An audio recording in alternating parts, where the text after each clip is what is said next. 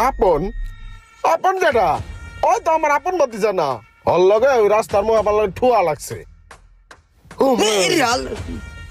পোলা বাইন, তুই আমার দেহস না, তুই আমার মুস্কারি করতেছ। হায় রে কাকা, আপনি কি আমার তালই লাগেন? আপনি হলো মুরব্বী মানুষ, আপনার লোক কি মস্করা করেন যায়? আমি ঢেক্কাটা ইচ্ছা করে দেই নাই। আপনি তো আমার বাপের বয়সী, আপনারা দেখলে আমার বাপের কথাই মনে পড়ে। কাকা, আপনি আমার ভাতিজা সই দেখেন, আপনি তো আমার কাকাই, আপনি আমার ভাতিজা কই দেখেন।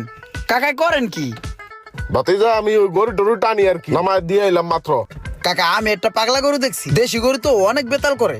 আপনি গরুর একটু চেক টেক দিবেন, দাঁতছে কিনা, দেশি গরু তো ঠ্যাং ম্যাং ঠিক আছে কিনা একটু দেখবেন, দেখে খালি গরুটার নামাই দিবেন।